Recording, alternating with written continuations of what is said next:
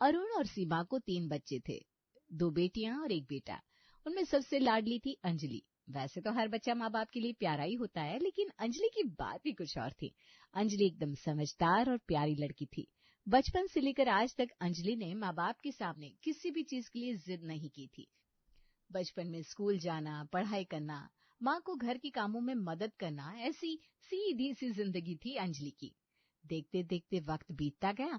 अब अंजलि बड़ी हो गई थी। अब ऐसी सीधी लड़की के लिए अंजलि के माता पिता एक सुशील, संस्कारी और सरल लड़का ढूंढ रहे थे। अंजलि की माँ सुषमा जी ने अंजलि के लिए और 2 लड़कों की तस्वीरें भेजी है। एक पुणे में रहता है, एक बेंगलुरु में। एक बार आप देख लीजिए कैसे हैं। लड़के तो सभी अच्छे हैं, लेकिन आपको पता है ना, हमारी अंजलि एकदम गरीब गाय है। उसके मुंह से एक लफ्ज तक नहीं निकलता।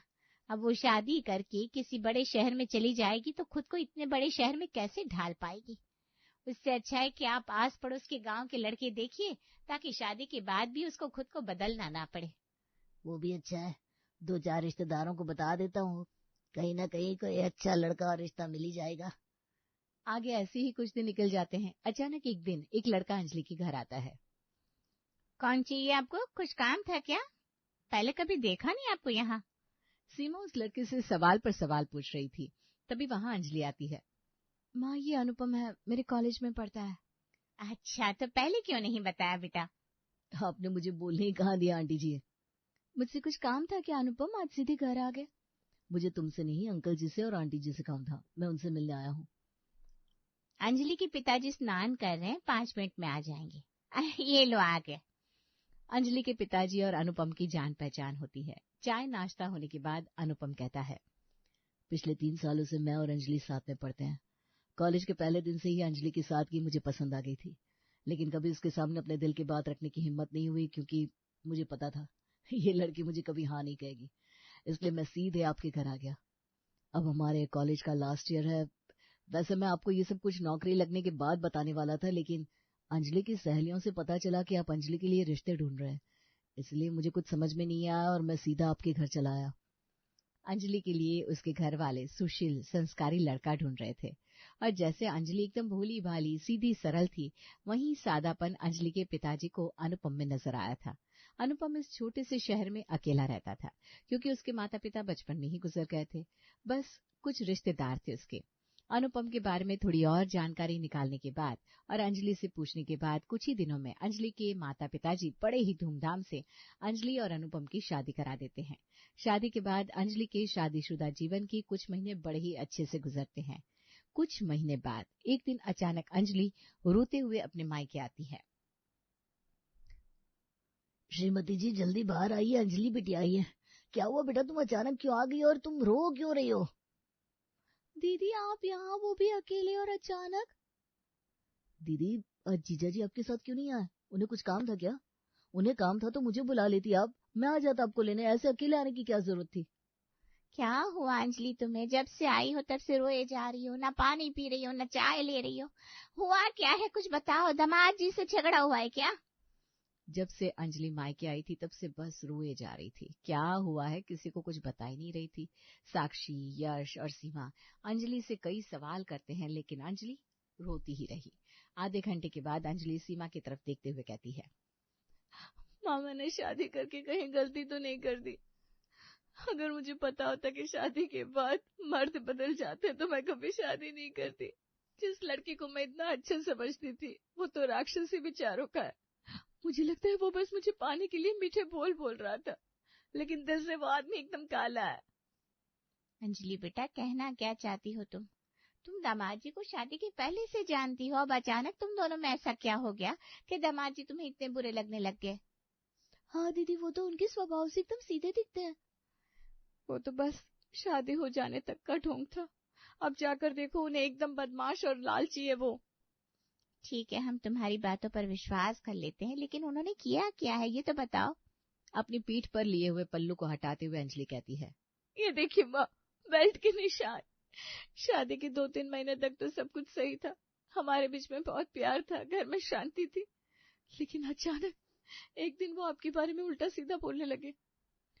मुझे अच्छा नहीं लगा, तो मैंने बस उन्हें इतना बोला कि पहले तो आपको मेरे माता पिता भगवान लगते थे, कुछ महीनों में ऐसा क्या हो गया कि वो आपको इतने बुरे लगने लगे? फिर क्या कहा दामाद जी ने?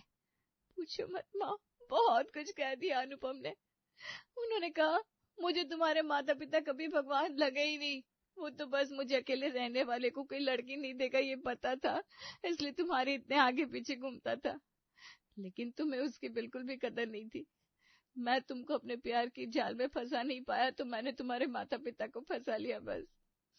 वैसे तो शादी के वक्त अनुपम को दहेज चाहिए था, लेकिन उन्हें लगा कि अगर वो शादी के वक्त दहेज मांगेंगे तो आप लोग रिश्ता तोड़ दोगे, इसलिए अब शादी हो गई है तो वो मुझे दहेज के लिए परेशान कर रहे हैं।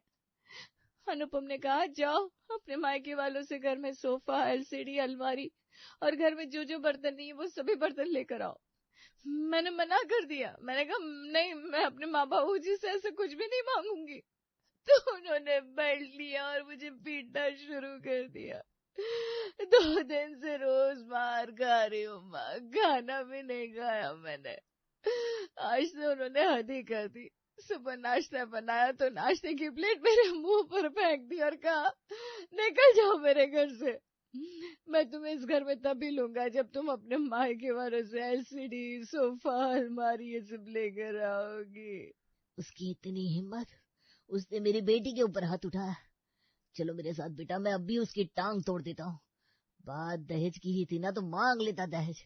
मैं मेरी बेटी के लिए मेरी जान तक दे दूं। ये सोफा, एलसीडी, अलमारी ये सब क्या चीज है? भोला भाला सीधा सरल समझकर उसे अपना लिया था हमने। इसका मतलब ये नहीं कि वो अपनी मनमानी कर ले। एक काम करो बेटा, तुम यही रहो, कोई जरूरत नहीं है वापस जाने की। वैसे भी तुम इतनी भोली लड़की हो, तुम्हारे लिए कोई सरल लड़का चाहिए था, इसीलिए सिर्फ उसकी सादगी देखकर हमने उसे दामाद बनाने का सोचा था, नहीं तो वो हमारे सामने 2 कौड़ी का भी नहीं है। ये क्या कह रहे हो पापा? मैं मानती हूँ उनके बर्ताव से आपको क्या किसी को भी उन पर गुस्सा आ जाएगा, लेकिन शादी हो जाने के बाद ससुराल ही लड़की का घर होता है और पति ही दुनिया। वो जो कहेगा, जैसा कहेगा, हमें वैसा ही करना पड़ता है। अगर मैं यहाँ रुक गई तो मोहल्ले वाले क्या कहेंगे? हमारी साक्षी की शादी की उम्र हो गई है, अगर शादी के बाद भी मैं ऐसे मायके में रहूंगी तो साक्षी के लिए रिश्ते कैसे आएंगे? बेवजह तमाशा बन जाएगा। मैं जो कह रही हूँ वो सही है ना माँ? हाँ बेटा, तुम जो सोच रही हो वो बिल्कुल सही है। वैसे भी तुमने हमेशा खुद से पहले अपने भाई बहन के बारे में सोचा है। सुनिए ना, मैं क्या कहती हूँ, दामाद जी को सोफा, एलसीडी, अलमारी और कुछ बर्तन ही चाहिए ना, दे देते उन्हें। वैसे भी शादी के वक्त उन्होंने ही मना किया था। खैर हमारे पास इतना कुछ है, बेटी को 2-4 चीजें देने से हमारा सब कुछ खत्म नहीं हो जाएगा। पहले तो शांत हो जाइए, उसके बाद दुकान पर जाकर ये सब खरीदी करके आप अंजलि के ससुराल ये सब देकर आइए। श्रीमती जी, आप कह रही हो तो मैं शांत भी हो जाऊंगा और अंजलि के ससुराल ये सब पहुंचा कर भी आऊंगा, लेकिन अंजलि के घर जाकर मैं अनुपम को अपने शब्दों में समझाऊंगा भी, क्योंकि मेरे होते हुए किसी की इतनी हिम्मत नहीं कि मेरी बेटी पर हाथ उठाए। नहीं पापा, आप उन्हें कुछ भी नहीं कहोगे, आपको मेरी कसम। अगर आप मेरे घर जाकर उनसे बात करोगे तो उन्हें लगेगा मैंने उनके खिलाफ आपके कान भरे, और जो बात बननी है वो और ज्यादा बिगड़ जाएगी। प्लीज आप उन्हें कुछ मत कहिएगा।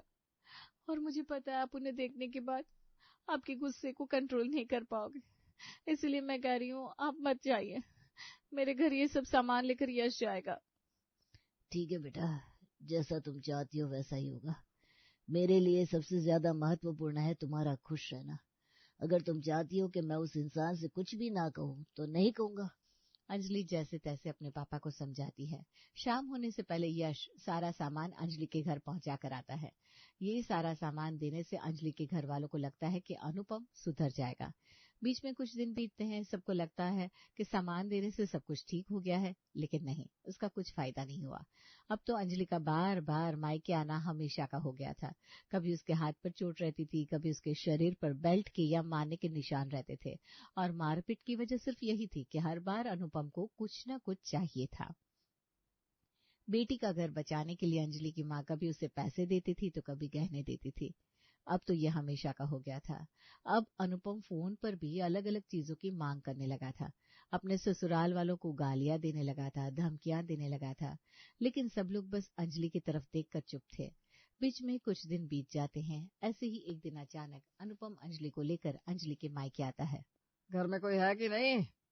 मोहल्ले वालों जरा देखो, इकलौता दामाद अपने ससुराल आया है, लेकिन किसी को उसकी कदर ही नहीं है। पहले तो अनुपम का ये बदला हुआ रूप और बातें देखकर सब लोगों को उस पर बहुत गुस्सा आता है, लेकिन अंजलि की तरफ देखकर सब शांत हो जाते हैं।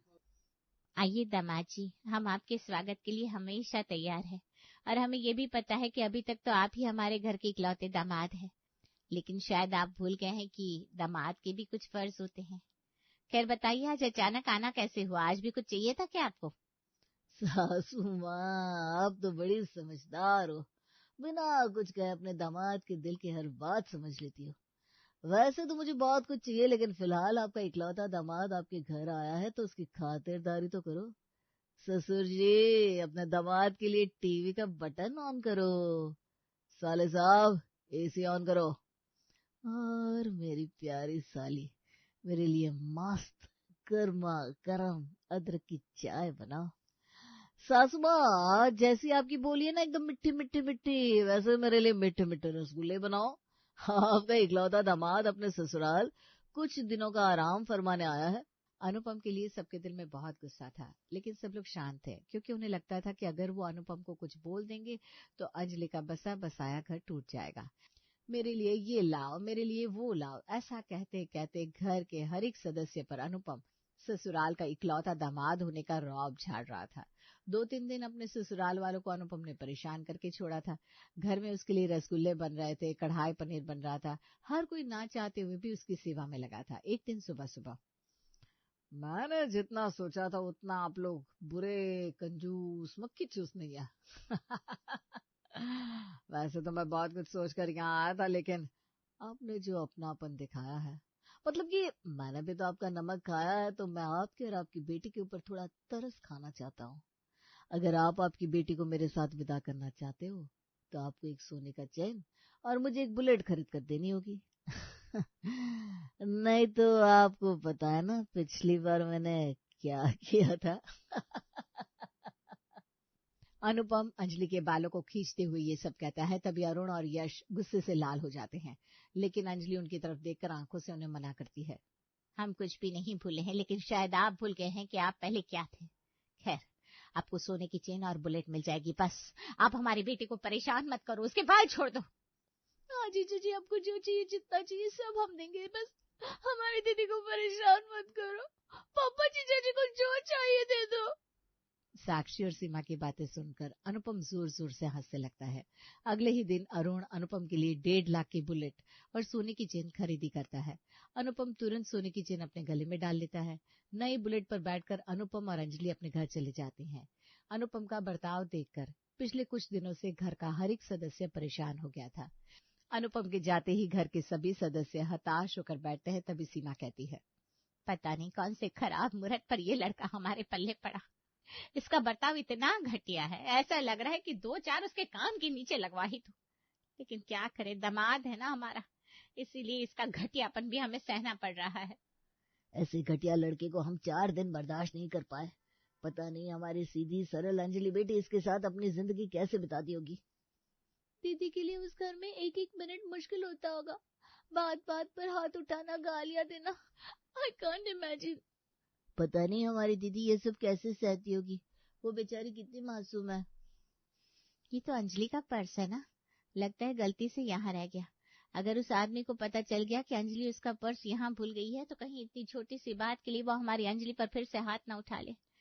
मुझे उस राक्षस पर बिल्कुल भी भरोसा नहीं है। यश, तुम एक काम करो, जल्दी जाओ और अंजलि के घर पर ये पर्स देकर आओ। इसी बहाने से वहां क्या चल रहा है ये भी हमें पता चल जाएगा। एक काम करो, तुम वहां जाते ही तुरंत मोबाइल पर वीडियो ऑन कर देना, ताकि यहाँ से जाने के बाद उन दोनों में सब कुछ सही है इस बात की मेरे मन को तसल्ली हो जाए। जी माँ। यश पर्स देने घर से निकल जाता है। वहां पहुंचते ही तुरंत अपने मोबाइल पर वीडियो ऑन कर देता है। तभी उसे जोर जोर से हंसने की आवाज आती है। वो खिड़की से अंदर झांकता है तो, मैं मान गई तुम्हें। मुझे लगता था दुनिया भर के ड्रामे करना सिर्फ मुझे ही आता है, लेकिन तुम भी काफी अच्छी एक्टिंग कर लेते हो। अरे मैडम, सब कुछ आपसे ही तो सीखा है, तभी तो आपके घर आकर आपने बताया हुआ ड्रामा करके मैंने आसानी से आपके पापा को शादी के लिए मना लिया। हाँ, और तुम्हें वो बेल्ट के निशान याद है जो हमने मेकअप से बनाए थे? वो निशान माँ को दिखाकर सबके सामने फूट फूट कर रोके हमारे घर में सोफा, एलसीडी, अलमारी और कितने बर्तन भी आ गए। बिल्कुल याद है। सच में मान गए भाई आपको, आप बहुत बड़ी खिलाड़ी हो। आपके मायके वालों से चीजें हड़पने के लिए आपने क्या क्या नाटक रचे, कभी मारने के निशान, कभी चोट लगने के निशान। सच में इतना सब तो सिर्फ तुम ही सोच सकती हो अंजलि। मैं तो पहले मामूली सा गुंडा था, 2-4 जगह पर छोटी मोटी चोरियां किया करता था, लेकिन भाई जब से तुम्हें मिला हूं तब से मेरी जिंदगी बदल गई है। तुम बस ऐसे ही मेरी हाँ में हाँ मिलाते रहना, मैंने जो बताया है वो करते रहना, फिर देखना मैं तुम्हें कितना ऊपर लेकर जाती हूँ। खैर, अब हमें बुलेट और सोने की चेन तो मिल गई, अब मुझे एक 4 व्हीलर और एक डायमंड का नेकलेस चाहिए। लेकिन सुनो, इस बार मेकअप से निशान बनाकर या छोटी मोटी चोट लगवाकर मैं मेरी माँ को मूर्ख नहीं बना सकती। इस बार हमें कुछ बड़ा करना होगा। एक काम करो, अगले महीने तुम मेरा सर फोड़ दो और मेरे सर से जो खून बहेगा उसका वीडियो बनाओ और वो मेरे मायके में भेज दो।